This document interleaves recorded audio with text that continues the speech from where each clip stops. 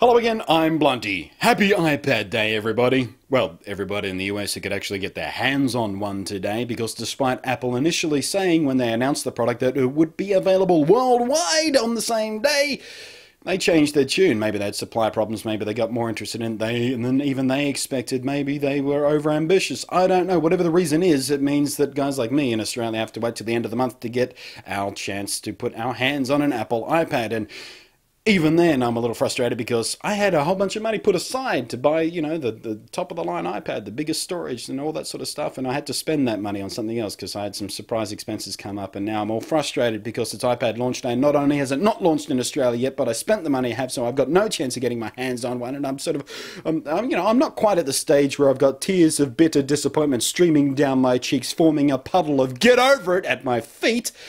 But I am a little frustrated because most of the tech sites that I read to get my tech news from are American-based, are US-based. So today they've almost got nothing but iPad news, iPad news, iPad news, iPad reviews, iPad app reviews, iPad, just streaming, hitting me in the face constantly, just reminding me that I don't have one yet. And the same thing happened when the iPhone launched, and the iPhone 3G and the iPhone 3GS. I mean, I bought those products, I like those products, I got them in my hands as soon as humanly possible, and I was still fatigued by just the sheer amount of news coverage coming out on every tech site.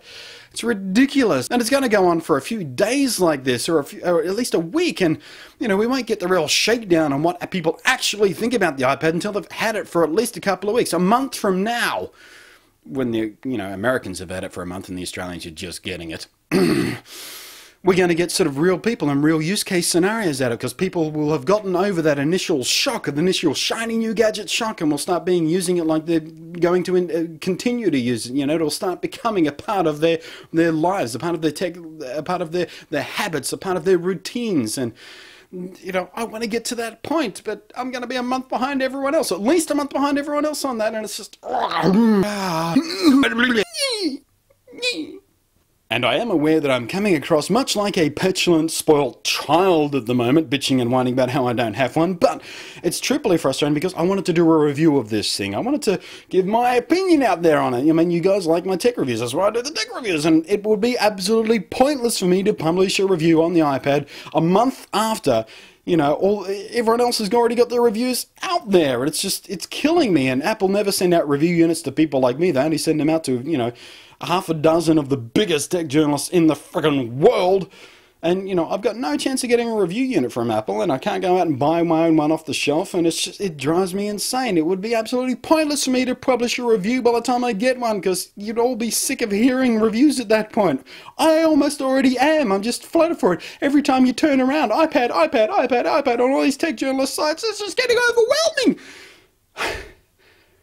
That went to a funny place. I want an iPad.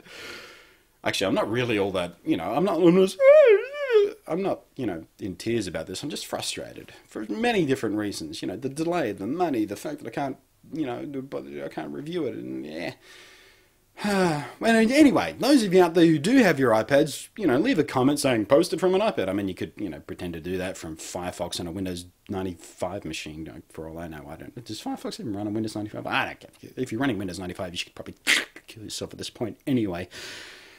But yeah, if you've got an iPad, hit me up in the comment section. Tell me what you actually think. Give me some feedback on this thing. What do you hate about it? What do you love about it? What do you feel completely indifferent about? Let me into the iPad world. Just a little bit. Just for a moment. Anyway, enough rambling, bitching and whining and moaning and all that sort of stuff. I've been Blunty. I still am and probably will continue to be. Thanks for watching. I'll catch you next time.